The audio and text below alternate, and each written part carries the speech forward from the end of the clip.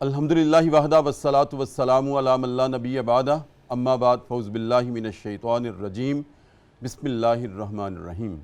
السلام علیکم ناظرین، صبح کی پرنور ساعتوں میں سعادت کی گھڑیوں میں public news TV channel پر پروگرام صدائے قرآن لے کر ڈاکٹر محمد طاہر مصطفیٰ کی خدمت میں حاضر۔ ناظرین کرام، آج جو ہمارا سبق ہے پروگرام صدائے قرآن میں قرآن کریم کا چوتھا پارہ ہے، سورہ النساء ہے اور آیت نمبر 22 اور 23 کے مضامین ہماری گفتگو کا موضوع ہوں گے۔ تو آئیے ناظرین کرام، سب سے پہلے آج کے سبق کی ہم تلاوت سماعت کرتے ہیں امام حرمین شریفین قاری عبدالرحمن السدیس کی آواز میں۔ بسم اللہ الرحمن الرحیم۔ اور جن عورتوں سے تمہارے باپ نکاح کر چکے ہوں ان سے ہرگز نکاح نہ کرو، مگر جو پہلے ہو چکا سو ہو چکا، یقیناً یہ ایک بے حیائی کا فعل ہے، اللہ کے غضب کو دعوت دینے والا فعل ہے اور برا راستہ ہے۔ یاد رکھو، تم پر حرام کی گئیں تمہاری مائیں، بیٹیاں، بہنیں، پھوپھیاں، خالائیں، بھتیجیاں، بھانجیاں اور تمہاری وہ مائیں جنہوں نے تم کو دودھ پلایا ہو، اور تمہاری دودھ شریک بہنیں، اور تمہاری بیویوں کی مائیں یعنی ساس، اور تمہاری بیویوں کی لڑکیاں جنہوں نے تمہاری گود میں پرورش پائی ہے۔ اس کے علاوہ تمہاری ان بیویوں کی لڑکیاں جن سے تمہارا تعلق زوجیت قائم ہو چکا تھا، ورنہ اگر صرف نکاح ہوا ہو، تعلق زوجیت قائم نہیں ہوا، تو ان کو طلاق دے کر ان کی لڑکیوں سے نکاح کرنے میں کوئی مذائقہ نہیں ہے۔ اور تمہارے ان بیٹوں کی بیویاں جو تمہاری صلب سے ہوں، اور تم پر یہ بھی حرام کیا گیا ہے کہ بیک وقت دو بہنوں کو اپنے نکاح میں نہ رکھنا، جو پہلے ہو چکا سو ہو چکا، اللہ معاف کرنے والا ہے اور رحم کرنے والا ہے۔ ناظرین کرام، تسلسل ہے سورہ النساء میں خواتین کے حقوق کا، بلکہ حقوق کے تحفظ کا۔ عورتوں کے کیا حقوق ہیں، ان کی عفت و عصمت کے کون کون سے زاویے ہیں، کون کون سے پہلو ہیں، اور ان کی کیسے حفاظت کرنی ہے، اللہ رب العزت نے کلام اللہ میں بڑے ترجیحی بنیادوں پر باشگاف صریحاً بیانات اور احکامات جاری کر دیے ہیں۔ اور آج کا سبق بھی ناظرین کرام عورت کے تحفظ، اس کے حقوق کے تحفظ کی خاطر ایک بہت بڑا جامع بیان ہے ہمارے سامنے، جس میں ناظرین کرام اللہ رب العزت نے سب سے پہلے تو ایک فہرست جاری کی ہے کہ ان سے تمہارا نکاح نہیں ہو سکتا، یاد رکھنا یہ تمہاری محرمات ہیں۔ ناظرین کرام، اس میں اللہ رب العزت نے نام لے لے کر الگ الگ تمہاری مائیں، تمہاری خالائیں، تمہاری پھوپھیاں، تمہاری ساس، تمہاری بھتیجیاں، تمہاری بھانجیاں، تمہاری رضائی بہنیں، ہر ایک کا تذکرہ کر کے، الگ الگ تذکرہ کر کے ہمیں بتا دیا ہے اور قانون جاری کر دیا ہے کہ ان سے تمہارا نکاح نہیں ہو سکتا۔ ہاں، اگر ماضی میں کچھ ہوا اس طرح کا معاملہ تو سو وہ ہو چکا۔ ناظرین کرام، یہ جو حوالہ دیا گیا ہے نا کہ جو ماضی میں ہو چکا سو ہو چکا، اس کی ایک تاریخ ہے۔ یہ جو ہمارا دین ہے، دین اسلام، جس کے ہم فالوور ہیں، جس کو ہم ماننے والے ہیں، یہ دین کوئی نیا دین نہیں تھا جو خاتم النبیین صلی اللہ علیہ وآلہ وسلم پر نازل کیا گیا، بلکہ یہ وہی دین ہے جس کا آغاز آدم علیہ السلام سے ہوا تھا، اور اس کا اختتام، اس کی تکمیل، الیوم اکملت لکم دینکم واتممت علیکم نعمتی ورضیت لکم الاسلام دینا، کلام اللہ کی یہ شہادت ہے کہ دین اسلام کی تکمیل جو ہے وہ خاتم النبیین صلی اللہ علیہ وآلہ وسلم پر ہوئی ہے۔ آدم علیہ السلام کے دور میں ناظرین کرام سب سے پہلے آدم دنیا کے واحد پہلے انسان تھے اور پہلے پیغمبر تھے۔ ابھی نسل آدم کو بڑھنا تھا، اس وقت اللہ رب العزت کے قوانین اور تھے نکاح کے بارے میں اور ازواج کے بارے میں، لیکن جوں انسانیت میچورٹی کی طرف آتی گئی تو دین اسلام کے قوانین بھی میچور ہوتے چلے گئے. اور پھر ناظرین کرام 1400 برس پہلے جب کائنات میں انسانیت اس لیول پہ آ گئی تھی کہ اس کی انٹلیکٹ اس سطح پہ آ گئی تھی کہ اصول متعین کر دیے جائیں، اور اس کے بعد جتنا بھی عرصہ قیامت تک باقی رہے گا اصول وہی ہوں گے، جزیات کی تشریح شرع وقت اور حالات کے تقاضوں کے مطابق ہوتی رہے گی. ایک تو ناظرین کرام اللہ رب العزت کا یہ فرمانا جو پہلے ہو چکا سو ہو چکا، وہ تقاضے اور تھے، اب تقاضے اور ہیں. دوسرا ناظرین کرام اس سے ہمیں یہ بھی سبق ملتا ہے کہ جو ہو چکا سو ہو چکا، اس سے ہمیں یہ بھی آفاقی سبق ملتا ہے کہ جب تک تمہارے علم میں کوئی بات نہیں تھی اور تم سے کوتاہی لاپرواہی ہوتی رہی تو وہ قابل معافی ہے. جب تمہیں کسی بات کا پتہ چل گیا، آگہی ہو گئی اور شعور آ گیا، علم مل گیا، تو اس کے بعد اگر اس حکم کی نافرمانی ہوئی تو وہ قابل معافی نہیں ہے.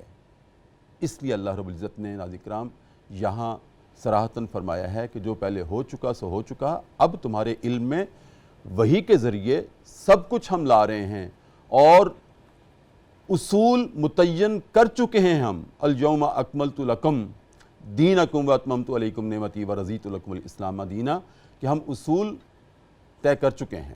ان میں قیامت تک تبدیلی نہیں ہوگی، لیکن ان کی تنفیذ میں اور عملی تعبیر میں وقت اور حالات کے تقاضوں کے مطابق تبدیلی ہوتی رہے گی. ناظرین کرام مزید اس سبق میں ہمارے لیے فکر و عمل کی تطہیر کی خاطر کیا زاویے ہیں، اس پہ ہم گفتگو کرنے والے ہیں پروگرام صدائے قرآن میں. اور گفتگو فرمانے کے لیے میری دائیں جانب ماشاءاللہ جید عالم دین، پروگرام صدائے قرآن کے مفتی اور حافظ القرآن، قاری القرآن، فہم القرآن میں ماشاءاللہ اللہ رب العزت نے دسترس عطا کی ہے.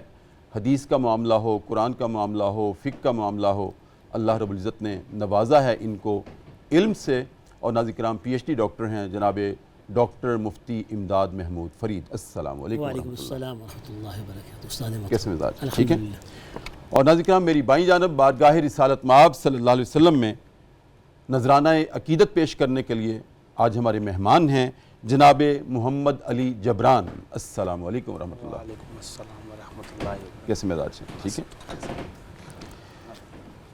ڈاکٹر صاحب مقدمہ میں نے سامنے رکھا ہے، تسلسل وہی ہے، عورتوں کے حقوق کا تحفظ، عورتوں کی عصمت، عفت اور عزت کا تحفظ، اور اس عفت و عصمت کو مامون رکھنے کے لیے اللہ رب العزت نے یہ قوانین جو بیان کیے ہیں ان کا تسلسل چل رہا ہے سورہ نساء میں. اور آج اللہ رب العزت نے محرمات کی ایک فہرست جاری کی ہے جی کہ ان سے تمہارا نکاح نہیں ہو سکتا.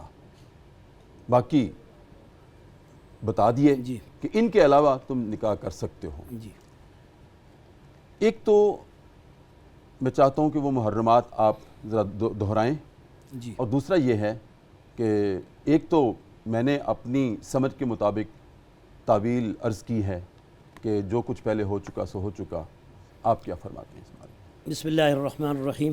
اللهم لك الحمد كما ينبغي لجلال وجهك وعظيم سلطانك ومجدك وشأنك وقوتك وجبروتك، وصلى الله على نبينا محمد النبي الأمي الكريم وعلى آله وأصحابه وبارك وسلم تسليما كثيرا.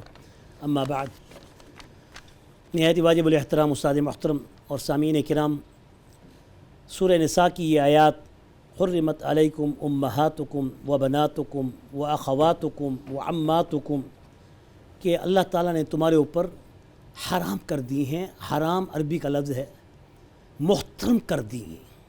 محترم مسجد حرام کو اس لیے کہا جاتا ہے، بیت اللہ العظیم کو مسجد حرام اس لیے کہا حرم ہم جاتا کیوں ہے کہتے ہیں کہ اللہ کے ہاں اس کی بڑی حرمت ہے، جی بڑی عزت ہے، بڑا مقام ہے، بڑا تقوی ہے اس کا. جی. اور جہاں حرمت اور عزت اپنی ایکسٹریم لیول پہ ہو جی وہاں پہ کچھ پابندیاں پابندیاں آ جاتی ہیں. جب یہ پابندی عائد ہو جاتی ہے، کیونکہ ماں کی عفت اور عصمت ایکسٹریم لیول پہ ایکسٹریم لیول ہائیسٹ پہ ہے، ہے، جی سبحان لہذا اللہ، اس سے نکاح نہیں ہو سکتا۔ نہیں ہو سکتا۔ اس لیے اللہ تعالیٰ نے ان الفاظ سے ہی بات کو شروع کی کہ ہم نے یہ جو محرم رشتے ہیں ہم نے ان کو بڑی احترام بخشا ہے۔ خیال کرنا، نسب کی حفاظت اور عورت کی عفت اور عصمت اللہ تعالیٰ نے اس قدر بلند رکھی ہے کہ ان رشتوں میں عورتوں کی پوری کیٹیگریز مکمل طور پہ اللہ تعالیٰ نے اپنے کلام میں سورہ نساء کے اندر پیش کر دی ہیں۔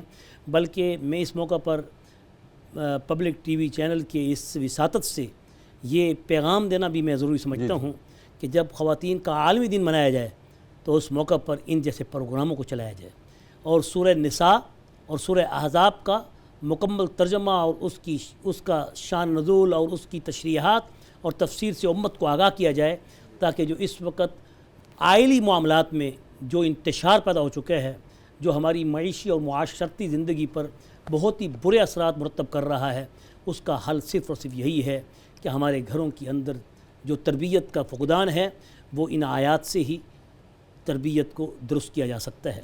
حرمت علیکم، سب سے پہلا رشتہ حرمت کا ماں کو کہا ہے، امہاتکم، کہ جن کے پیٹوں سے تم نکل کے آتے ہو۔ سبحان اللہ، اللہ نے ماں کے حرمت میں اللہ نے اپنے لفظ جس کو رحم کہتے ہیں وہ بھی اللہ تعالیٰ نے ماں کے رحم مادر کے ساتھ ایک تشبیہ دیتے ہوئے ایک رحمت اور محبت اور الفت کا انسانی زندگی میں ایک احترام کا ایک ایسا اعلیٰ درجہ پیش کیا ہے کہ خبردار، خیال کرنا، تمہاری مائیں جوان ہوں یا بوڑھی ہوں وہ ہر حال میں تمہاری ماں ہیں، اور ماں کا جو رشتہ ہے وہ اس آنکھ میں جس محبت کی اور جس مودت کی اور جس الفت کی اور جس رحمت اور جس پیار سے اللہ نے اس آنکھ میں اپنے نور سے عطا کی ہے، خیال کرنا اس نور کو پامال نہ کرنا۔ یہ ایک بہت بڑا ایک اشارہ ہے کہ حرمت علیکم امہاتکم، جیسے تمہاری مائیں ہیں ایسی اللہ نے تمہاری بیٹیاں بھی ایسی رکھی ہیں۔ اب یہ ساری عورتوں کی پوری تشریح آ رہی ہے۔ واخواتکم، اور جو اخوات، اخ بھائی کو کہتے ہیں، اور اخوا جو ہے وہ بہنیں کو کہتے ہیں، اخواتکم جمع ہے اس کی۔ وعماتکم، اور تمہاری پھوپھیاں، وخالاتکم، اور تمہاری خالائیں، وہ بھی اس لیے کہ ماں کی بہنیں ہیں۔ سبحان اللہ۔ وبنات الاخ، اور بھائی کی جو بیٹیاں ہیں، بھتیجیاں۔ اب بھتیجی بھائی کی بیٹی ہے، لیکن حرمت میں کیونکہ وہ بیٹی ہے تو اس کا نسب بھی اس قدر پاک کر دیا کہ اس کی بھی عزت و احترام ایسی رکھی۔ اور اسی وبنات الاخت، اور بھانجیاں جو تمہاری بہن کی بیٹیاں ہیں، اور وہ امہاتکم اللاتی ارضعنکم، اور وہ مائیں تمہاری جنہوں نے تمہیں دودھ پلایا۔ اس پر ایک بہت لمبی تشریح آگے آئے گی جو آپ کے سوالات کا حصہ ہوگی۔ پھر آگے فرمایا واخواتکم من الرضاعہ، واخواتکم، اور وہ بہنیں تمہاری یا وہ بھائی جو تمہاری دودھ شریک بہنیں ہیں وہ بھی تمہارے لیے بہت ہی اہمیت کی مالک ہیں، وہ بھی ایسی تمہارے اوپر حرام ہیں جیسے تمہاری مائیں تمہارے لیے رشتہ ازدواج کے لیے حرام ہیں۔ وامہات نسائکم وربائبکم اللاتی، اور یہاں تمہاری ماؤں کی یعنی تمہاری بیویوں کی جو مائیں ہیں، جو ساس ہیں، وہ بھی ایسی حرمت کے رشتے میں باندھ دی گئی ہیں کیونکہ وہ بھی نسب کی طرف جاتی ہیں، جہاں سے ماں کا نسب چلتا ہے، ماں کی یعنی اولاد چلتی ہے، اسی نسب کی حفاظت کی خاطر ساس کے رشتے کو بھی محترم قرار دے دیا گیا ہے اور اسے دوسری ماں کا درجہ عطا کیا گیا ہے۔ لیکن ماں اول جو جس سے انسان جنا گیا ہے اس کا حکم اور ہے، اور جو ماں ساس کی شکل میں ہے اس کا حکم اور ہے۔ اس لیے تو یہی احکام ہے کہ ساس کے ساتھ حرمت مصاہرت کا حکم قرآن سے ثابت ہے، اور اللہ تعالیٰ نے بڑی سختی کے ساتھ کہ ایسے رشتے کہ جس میں اس کی بیٹی تو تمہارے لیے حلال ہے لیکن اس کی ماں تمہارے لیے حلال نہیں ہو سکتی، کہیں ایسا نہ ہو کہ رشتوں میں تمہارے نسب کے اندر کوئی انگلی اٹھا لے کہ جس سے تمہارے نسب پاک نہ رہیں۔ یہ ہے وہ خوبصورت تشریح قرآن کی کہ یہاں حرمت مصاہرت ایک الگ ٹاپک ہے، بہت بڑا ٹاپک ہے، اور اس پر ایک موضوع ہے اور اس پر ایک الگ گفتگو ہے، اگر وقت ہوا تو اس کو بھی آگے ہم پیش کریں گے۔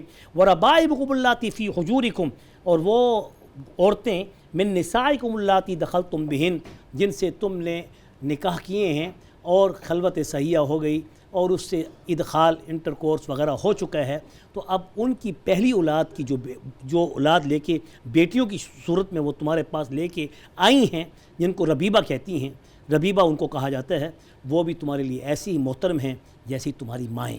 سبحان اللہ، کتنی بڑی بات ہے کہ آگے فرمایا کہ من نسائکم اللاتی دخلتم بہن فإن لم تکونوا دخلتم بہن فلا جناح علیکم وحلائل ابنائکم الذین من اصلابکم، اور تمہارے بیٹوں کی بیویاں بھی تمہارے لیے حرام ہیں، تمہارے ان سسروں کے لیے جو کہ سسر ہیں ان کے لیے، کہ جو بیٹے کی بیوی ہے وہ بھی ایک بیٹی ہے تمہاری، جیسے تمہاری نسبی بیٹی ہوتی ہے۔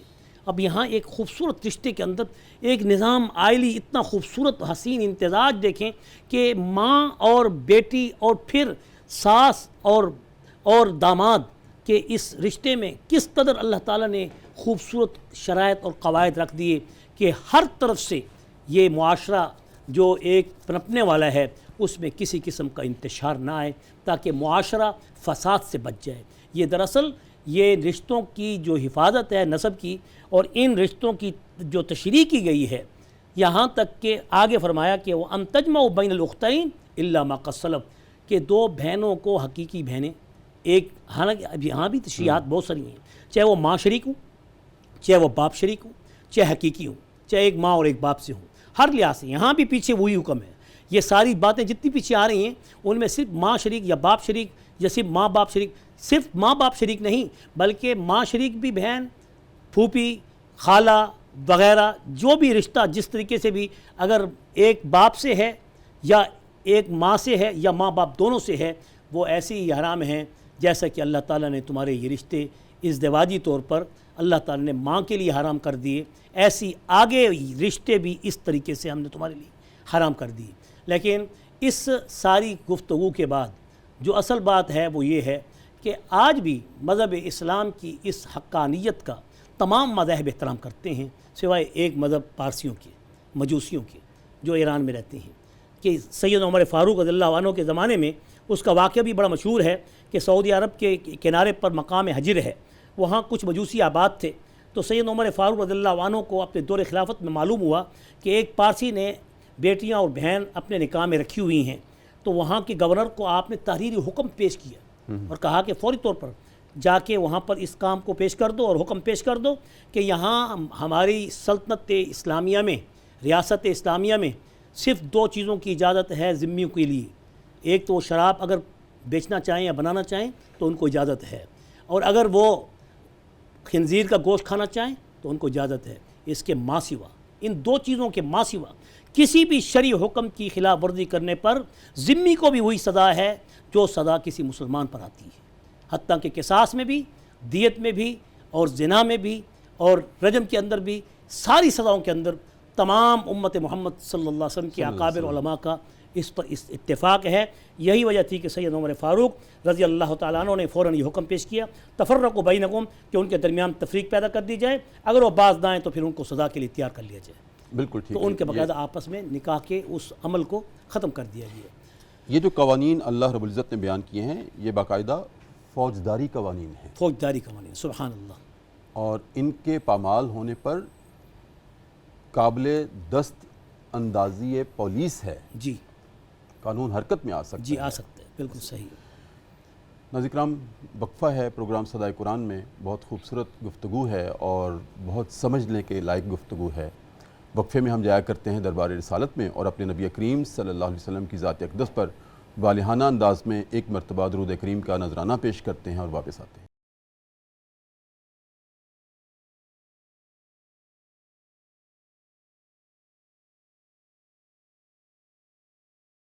وقفے کے بعد ناظرین کرام دوبارہ آپ کی خدمت میں حاضر ہیں۔ صبح کی پر نور ساعتیں ہیں اور public news TV channel ہے، ہمارا پروگرام ہے صدائے قرآن، اور آج ہمارا سبق ہے ناظرین کرام قرآن کریم کا چوتھا پارہ اپنے اختتام کو پہنچ گیا ہے۔ سبحان اللہ، میں بتانا بھول گیا تھا آغاز میں، الحمدللہ رب العالمین، آج چوتھے پارے کا صدائے قرآن میں اختتام ہو رہا ہے، کل سے انشاءاللہ پانچواں پارہ شروع ہوگا، اور سورہ النساء کی آیت نمبر 22 اور 23 ناظرین کرام آج ہماری گفتگو کا موضوع ہیں۔ مفتی صاحب، جہاں اللہ رب العزت نے اتنے تقدس کے ساتھ عورت کے حقوق کا تحفظ کیا ہے، نسب کا تحفظ کیا ہے، تو وہاں پر بدقسمتی کا عالم یہ ہے کہ اس کی نافرمانی کہ بڑے بڑے جدید انداز پیدا ہو گئے ہیں. ہم مغرب کو، یورپ کو کیا روئیں، استغفر اللہ کروڑوں مرتبہ اللہ سے معافی مانگ کے یہ الفاظ اپنے منہ سے نکالتا ہوں کہ آج ہماری اپنی مسلمان سوسائٹیوں میں لوگ چیخ رہے ہیں کہ حقیقی رشتے پامال ہو رہے ہیں. حقیقی رشتے پامال، بالکل ایسی بات ہے، 100%. جی اچھا، اس پامالی میں ایک ہے ڈاکٹر صاحب محرمات سے زنا، اور ایک ہے محرمات سے نکاح. دونوں ہو رہے ہیں. دونوں شریعت میں دونوں کا وبال کیا ہے؟ نہایت ہی خوبصورت اور بہت ہی اہم سوال ہے. خوبصورت اس لیے کہا کہ رشتہ خوبصورت ہے، جی. اور سوال اس لیے اہم ہے کہ یہ ہمارے لیے المیہ ہے کہ اس وقت اس طرح کے واقعات، میں خود اس بات کا شاہد ہوں کہ جس مدرسے میں میں بیٹھتا ہوں یا جہاں پر دارالفتاح میں کام کرتا ہوں، اس قسم کے واقعات بہت کثرت سے آ رہے ہیں. اللہ تعالیٰ سے دعا ہے کہ اللہ تعالیٰ ہمارے اس معاشرے کو اس بے حیائی کے اس طوفان سے محفوظ کر دے. یہ سب ہمارے اپنے ہی ہاتھوں کے کسب ہیں، اور انہی کی وجہ سے آج ہم جو کچھ بو رہے ہیں وہی ہم کاشت کر رہے ہیں. حضرت جہاں تک استاد محترم یہ آپ نے جو فرمایا کہ ان دونوں میں ایک زنا ہے اور ایک نکاح ہے. اگر محرم رشتوں سے، جیسے ماں ہے، بہن ہے، خاص طور بہن، چلو دیکھ لیں آج کل یہ ٹرینڈ بنتی جا رہی ہے. آج اس کو بطور فخر اور بطور یعنی ایک ماڈل کے پیش کر رہے ہیں اور خوش ہوتے ہیں، اور اس بات پر کہ میں اپنی نعوذ باللہ اس طرح کا نکاح کرنا چاہتا ہوں. میڈیا بھی اس کو تشہیر کر رہا ہے. میں تو اس پر بھی نہایت ہی پریشان ہوں کہ ان کی غیرت کہاں گئی؟ کیا ان کی بہنیں نہیں؟ کیا ان کی بیٹیاں نہیں جو اس قسم کے واقعات کو بطور انٹرویو پیش کرتے ہیں اور اشتہار بنا کر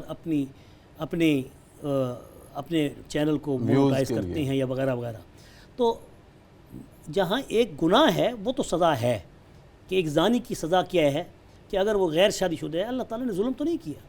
اللہ تعالیٰ تو بڑے رحیم و شفیق ہیں کہ ایک بندہ ہے، گناہ کر لیا، اس نے شادی شدہ نہیں تھا، کیوں اس کے پاس وہ حرمت والا رشتہ نہیں تھا، لیکن اس کے باوجود اس نے گناہ کر لیا تو اس کو رجم کی سزا نہیں ہے، اس کو صرف کوڑے ہیں. اور کوڑے بھی ایسے کہ جس سے پہلے 4 گواہوں کی شرط ہے، تب جا کے اس پر یہ سزا مرتب ہوتی ہے. اور رجم کی سزا اس لیے سخت ہے اور اس کے لیے بھی بڑی سخت شرائطیں ہیں. لیکن ساری بات وہ ایک طرف یہ سزا ہے اور بڑی سخت سزا ہے، لیکن اس سے بڑی سخت سزا یہ ہے کہ جو شخص گناہ کو گناہ نہ سمجھے اور پھر ایک شعار کا مذاق اڑائے، اس پر ڈبل گناہ ہے، ڈبل سزا ہے. ایک تو گناہ کرنے کی اور دوسرا اس قانون کو توڑنے کی. قانون توڑنا چاہے وہ کسی ملک کا ہو، اللہ نے اس کے بھی احکام رکھے ہیں، اس کی اطاعت کا حکم کیا ہے. اور ایسے ہی اگر کوئی گناہ کرتا ہے اور پھر قانون بھی توڑتا ہے تو وہ اس کا ڈبل مجرم ہے، اس کو سزا ڈبل ہونی چاہیے. اور نہ کہ اس کی تشہیر ہو اور اس کو باقاعدہ اپنی پبلکسٹی کا ذریعہ بنایا جائے، بلکہ ان اداروں پر بھی پابندی عائد ہو جانی چاہیے جو اس طرح کے پروگراموں کو پروموٹ کرتے ہیں اور امت کے اندر اس قسم کے خیالات کو پھر نمو پذیر کرتے ہیں کہ جس سے نہ سوچنے والا بھی اس باتوں کو سوچنے کے لیے تیار ہو جاتا ہے. یہ بہت بڑا عالمیہ ہے حضرت استاد محترم. اللہ کرے ہمارے اندر کوئی ایسا مرد عین آئے کہ جو ہمارے ملک کا اسلام اور عادلانہ نظام یہ امت کے لیے، صرف امت محمد کے لیے رحمت نہیں ہے بلکہ پوری انسانیت کے لیے رحمت ہے. یہ پوری انسانیت کی بقا ہے، پوری انسانیت کی حیات ہے. لیکن افسوس کہ ہم ان احکامات کو نعوذ باللہ بعض مرتبہ ان سزاؤں کو بھی ہم ظالمانہ کہہ دیتے ہیں. اس طرح اگر ہم یہ کہیں گے تو پھر کیسے ہم ان برائیوں کا خاتمہ کر سکیں گے؟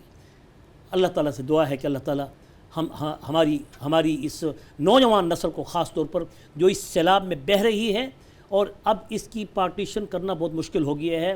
اب ماں باپ پر یہ فرض ہے اولاد کی وہ نگہبانی کریں، جیسا کہ رسول اللہ کا فرمان مبارک ہے کہ جب اولاد جوان ہو جائے تو ان کے بستر الگ کر دیے جائیں. اب یہ بات کہنا یہ شرم کی بات نہیں ہے. اب ان باتوں کو عام کیا جائے اور بتایا جائے تاکہ امت کے اندر اس طرح کے واقعات کیوں آ رہے ہیں کہ ہم نے شتر بے مہار چھوڑ دیے ہے، اور شتر بے مہار چھوڑنے کے بعد پھر ہم اپنے سینے اور اپنے چہرے کو پھر پیٹتے ہیں تو پھر کوئی فائدہ نہیں.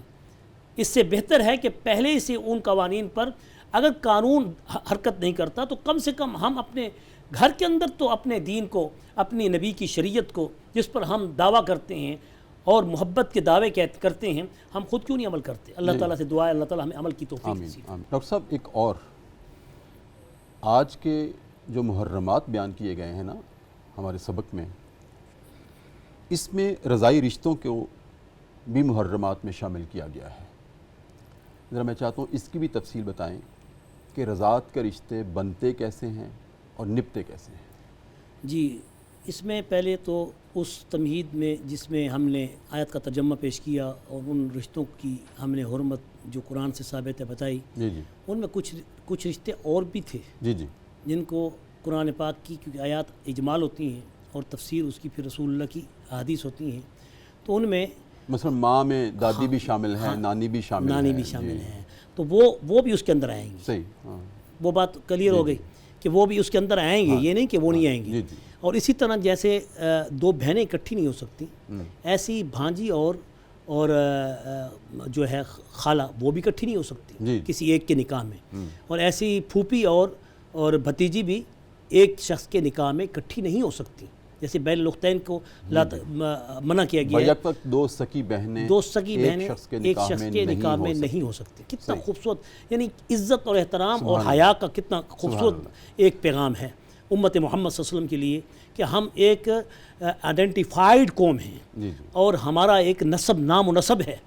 الحمدللہ ہمارے اسلام میں ہمارے جو قومیں ہیں ان کے شجرے میں نے دیکھے، حیران ہو جاتا ہوں کہاں تک 8 12 پشتوں تک ان کو یاد ہوتی ہیں، 7 پشتوں تک تو ہر ایک مسلمان کو الحمدللہ اپنا نسب یاد ہے۔ اور ابھی آپ ایک تھوڑی سی گفتگو کر رہے تھے اور فرما رہے تھے کہ امریکہ میں جو اپاہج ہونے کے یا ٹیڑے ناک اور ٹیڑے ہاتھ، بھینگا پن، ڈسیبلٹیز، حالانکہ ہمیں تو یہ کہا جاتا تھا کہ کزنوں میں اور آپس میں نکاح نہ کریں، اس سے ایسے اب نارمل بچے پیدا ہوتے ہیں، جبکہ رسول اللہ تو یہ فرماتے ہیں کہ صلہ رحمی اسی میں ہے کہ اپنے قریبی رشتہ داروں میں نکاح کرو، اور یہاں یہ ہمیں یہ روکتے ہیں۔ میرے خیال میں آپ کی استاد محترم جو تحقیق ہے اور جو بالکل یعنی ایتھنٹک ہے، وہ اس کی جو جواب انہوں نے دیا ہے کہ وہ اس کی وجہ کیا تھی کہ وہ آپس میں بہن بھائیوں کے سگے بہن بھائیوں کے رشتے، انا للہ و انا الیہ راجعون۔ رضاعت کا حکم بھی اس لیے تو ہے نا کیونکہ ماں جو حقیقی ماں سے بچہ پیدا ہوتا ہے وہ بھی ایک ماں کا دودھ پیتا ہے، اور اسی سے بچہ پھر جو پیدا ہوتا ہے وہ بھی اسی ماں کا دودھ پیتا ہے۔ صحیح۔ اب اگر دودھ بھی نہیں پیتا تو کم سے کم اس کے سمٹمز تو ایک ہوتے ہیں، تو اس لیے اللہ تعالیٰ نے ان کو آپس میں اکٹھا ہونے سے منع فرما دیا، ان کے نکاح کو منع فرما دیا۔ رضاعت بھی ایک ایسی چیز ہے، دودھ پلانا جس کو ہم کہتے ہیں۔ مدت رضاعت کیا ہے؟ حولین کاملین۔ قرآن یہ کہتا ہے کہ 2 سال تک بچوں کو دودھ پلایا جائے، اور یہ 2 سال تک ماں کا دودھ بچے کی نشو و نما کے لیے، افزائش کے لیے، فطری اور روحانی جسمانی ہر لحاظ سے اس کے لیے باعث رحمت بھی ہے اور باعث برکت بھی ہے۔ میڈیکل سائنس بھی اس کو تسلیم کرتی ہے۔ صحیح۔ اور دوسرے نمبر پر پھر کیا فرمایا کہ مدت رضاعت 2 سال ہے، لیکن اگر کوئی شخص 2 سال سے اوپر بھی بچے کو دودھ پلا دیتا ہے جو 2.5 سال تک ہے، تو 2.5 سال تک کا لفظ جو امام ابو حنیفہ رحمۃ اللہ علیہ استعمال کرتے ہیں اس کی بھی ایک وجہ ہے، کیونکہ آپ بڑے ورع و تقوی والے تھے، آپ بڑی احتیاط طلب تھے، تو رسول اللہ صلی اللہ علیہ وسلم کی احادیث سے بھی اور قرآن کی آیات سے وہ آپس میں تطبیق کرتے تھے۔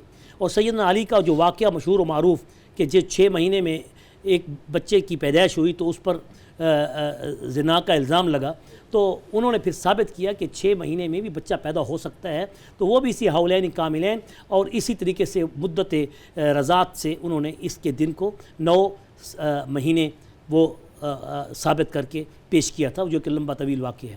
تو یہاں یہ ہے کہ نبی کریم صلی اللہ علیہ وسلم کا جو فرمان مبارک ہے کہ اور قرآن پاک کی جو آیت مبارک ہے کہ 2 سال تک بچے کو دودھ پلایا جائے۔ اب اگر کوئی شخص 2 سال کے بعد بچے کو دودھ پلاتا ہے تو منع ہے، ناجائز ہے، جی جی ایسا نہیں کرنا چاہیے۔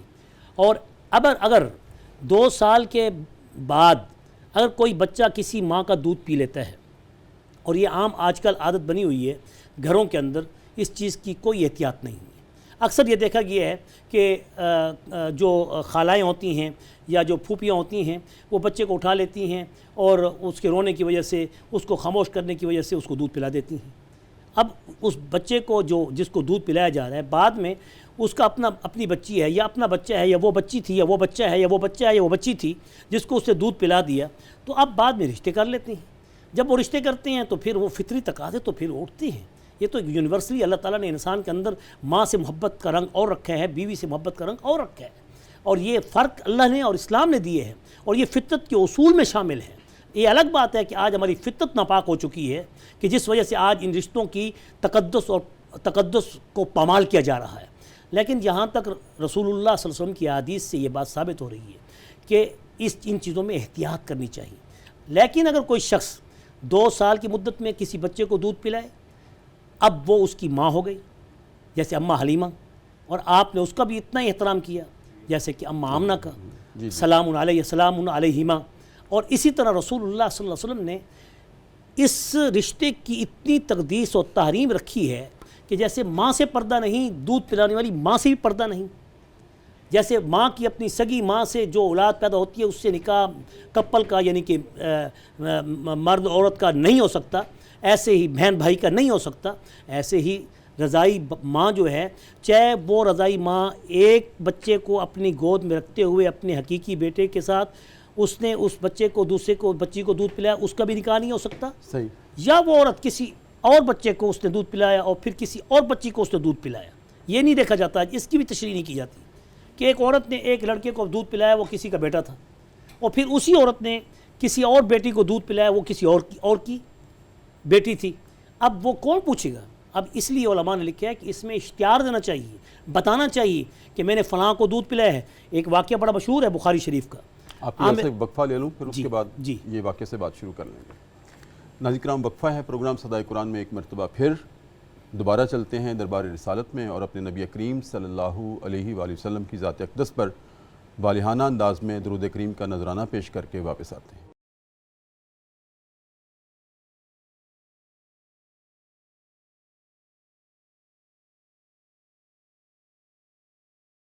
وقفے کے بعد ناظرین کرام دوبارہ آپ کی خدمت میں حاضر ہیں۔ صبح کی پر نور ساعتیں ہیں، public news TV channel ہے، ہمارا پروگرام ہے صدائے قرآن، اور آج الحمدللہ رب العالمین پروگرام صدائے قرآن میں ناظرین کرام 4تھے پارے کا اختتام ہوا چاہتا ہے۔ سورہ النساء ہے، آیت نمبر 22 اور 23، جس میں اللہ رب العزت نے محرمات کے رشتوں کا تقدس بیان کیا ہے، اس پہ گفتگو ہو رہی ہے، اور گفتگو فرما رہے ہیں جناب ڈاکٹر مفتی امداد محمود فرید۔ جی ڈاکٹر صاحب آپ جی، اس بات کو پھر آگے بڑھاتے ہوئے یہ بتانا ضروری سمجھتا ہوں کہ نبی کریم صلی اللہ علیہ وسلم کی ذات اقدس کے زمانے میں بھی بخاری شریف کی روایت سے یہ واقعہ نقل کیا گیا ہے کہ جس میں عقبہ بن عامر رضی اللہ عنہ وہ خود کہتے ہیں کہ میں اپنی بیوی کے ساتھ گھر میں بیٹھا ہوا تھا کہ اتنے میں ایک حبشن عورت کالی وہ گھر میں آئی، تو انہوں نے جب مجھے دیکھا اور میری بیوی کو دیکھا تو کہنے لگی تم دونوں نے تو میرا دودھ پیا ہے، میں نے تو تمہیں رضاعت کی مدت میں 2 سال کے اندر دودھ پلایا ہے۔ اب اس میں بھی اختلاف تو ضرور ہے کہ 2 سال کے اندر رضاعت ثابت ہوتی ہے، اس سے اوپر نہیں ہوتی۔ بعض لوگ آ کے پوچھتے ہیں کہ میاں بیوی کے درمیان کوئی ایسی حرکت ہو جاتی ہے تو اس پر اگرچہ ایسا کرنا نہیں چاہیے، لیکن خاص طور پہ جب بچے کو دودھ پلایا جا رہا ہے، لیکن اگر ایسی حرکت ہو گئی ہے تو اس سے رضاعت ثابت نہیں ہوگی، کیونکہ رضاعت کے لیے مدت 2 سال ہے، اور امام ابو حنیفہ رحمۃ اللہ علیہ کے نزدیک احتیاطاً 2.5 سال ہے۔ صحیح۔ امام شافعی رحمۃ اللہ علیہ اور اس کے علاوہ جو جتنے بھی اور ائمہ کرام ہیں، رضاعت اس مدت پہ لاگو ہوگی، ثابت ہوگی جو 2 سال کے دوران اگر کسی بچے نے کسی خاتون کا دودھ پیا تو وہ اس کے لیے ماں ہے، اس کے لیے۔ اور یہ دودھ جو ہے ضروری نہیں کہ اس نے منہ سے پیا ہو، بلکہ کسی اور ذریعے سے بھی اگر وہ دودھ پلا دیا گیا تو وہ بھی دودھ ثابت ہوگا، ایک چسکا بھی اس کے لیے کافی ہے۔ تو عقبہ بن عامر جب یہ بات انہوں نے جب دیکھی تو ان کو بڑی سخت پریشانی ہوئی، اور وہ سیدھے وہ اس وقت رہتے تھے مکہ مکرمہ میں، اور رسول اللہ صلی اللہ علیہ وسلم کی ذات اقدس مدینہ منورہ میں جلوہ افروز تھی۔ اب وہ تو بڑے پریشان ہو گئے کہ ہم رضائی بہن بھائی ہیں، تو وہ وہاں سے اٹھے، چلے اور سفر کیا، پھر رسول اللہ کے پاس گئے اور آپ صلی اللہ علیہ وسلم سے اپنا واقعہ پیش کیا، تو آپ نے کہا فوراً علیحدگی کر دو، اس میں احتیاط ہے، اس قدر اس لیے کہ اس میں پھر نسل انسانی کے امتیاز میں فرق پڑ سکتا ہے۔ تو یہ وہ واقعات ہیں جس سے ہمیں یہ سبق مل رہا ہے کہ ہم اپنے معاشرے میں جو آج کل اس چیز کا کوئی اہتمام نہیں کیا جاتا، کوئی باس پرس نہیں کی جاتی، دیکھا نہیں جاتا، پرکھا نہیں جاتا، پوچھا نہیں جاتا کہ اس کا تعلق کہیں ایسا تو نہیں، کہیں اپنے بیٹے بیٹیوں میں کہیں رضاعت کا سلسلہ تو کہیں ثابت نہیں، تو اس طرح کے پھر رشتے اس لیے نمو پذیر نہیں ہوتے بعد میں، کیونکہ فطری محبت کیونکہ ماں باپ کی بیٹوں سے بیٹیوں سے جو اللہ نے رکھی ہے بہن بھائیوں میں وہ اور ہے، اور جو میاں بیوی کے درمیان محبت کا جو اللہ نے جو نسل انسانی کو چلانے کا ایک ذریعہ رکھا ہے وہ اور ہے۔ یہی وجہ تھی پھر آپس میں انتشار ہوتے ہیں، لڑائیاں جھگڑے ہوتے ہیں، طلاقوں تک نوبت پڑ جاتی ہے. یہ بھی ایک فیکٹر ہے جس کو آج بالکل معاف کیا جا رہا ہے اور نظر انداز کیا جا رہا ہے. ناظرین کرام، گفتگو کا خلاصہ اگر ہم نکالیں تو اللہ رب العزت نے آج کے سبق میں جو محرم رشتے ہیں ان کے تقدس کو بیان کیا ہے، پاکیزگی کو بیان کیا ہے.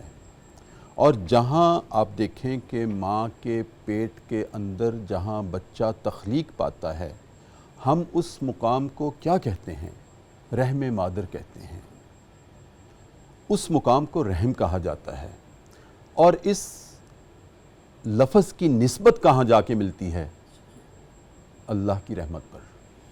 اللہ کی رحمت ہوتی ہے تو رحم میں بچہ تخلیق پاتا ہے. سبحان اللہ. اور اگر ہم ان محرم رشتوں کے تقدس کا احترام کریں گے تو رحمت آئے گی. اور اگر رحم مادر میں ناپاکی آ گئی کسی وجہ سے تو پھر رحمت کیسے آئے گی؟ سبحان اللہ. یہ ہو ہی نہیں سکتا. ناظرین کرام، اسی کے ساتھ آج کا پروگرام صدائے قرآن ہم ختم کرتے ہیں. ایک مرتبہ پھر میں آپ کو مبارکباد دیتا ہوں کہ الحمدللہ رب العالمین صدائے قرآن میں 4 پارے ختم ہو گئے ہیں. کل انشاءاللہ 5ویں پارے کا آغاز ہوگا. اور اس کے ساتھ ہی میں محمد علی جبران کو دعوت دیتا ہوں کہ وہ بارگاہ رسالت مآب صلی اللہ علیہ وآلہ وسلم میں اپنی حاضری پیش کریں. عطا ان کی وراثت ہے، سخا ان کی وراثت ہے. علی کے ہیں یہ گھر والے، علی کے ہیں یہ گھر والے، وفا ان کی وراثت ہے. یہ پتھر مارنے والوں سے بھی بدلہ نہیں لیتے. یہ پتھر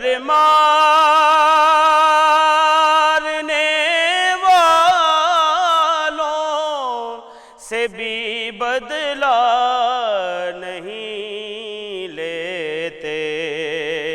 کرم ان کی وراثت ہے، دعا ان کی وراثت ہے.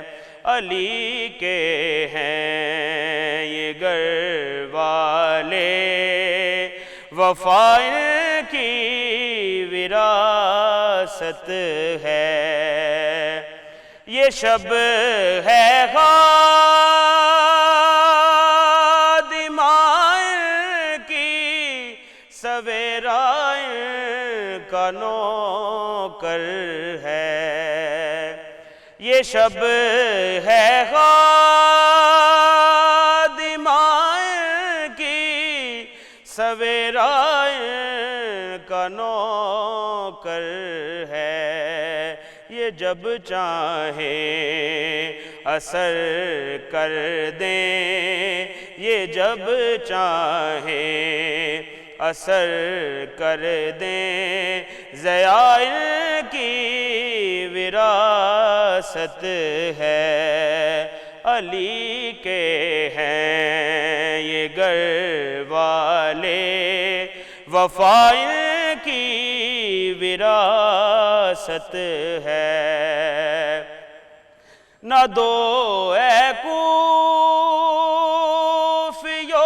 تانے کہ بارش مانگ لو رب سے.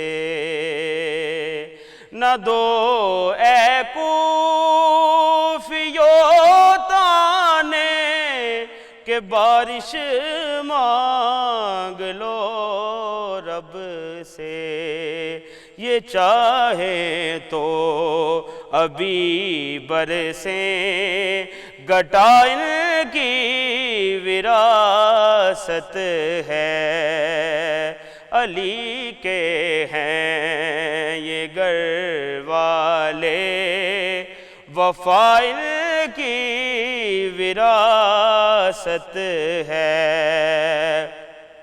وہ ہستی ہو ختیجہ کی، وہ زہرا ہو وہ زینب ہو، وہ ہستی ہو ختیجہ کی، وہ زہرا ہو وہ زینب ہو، گواہ قدسیو لوگو حیا ان کی وراثت ہے۔ نہیں تم جانتے حاکم کہ کیا جاگیر ان کی ہے، نہیں تم جانتے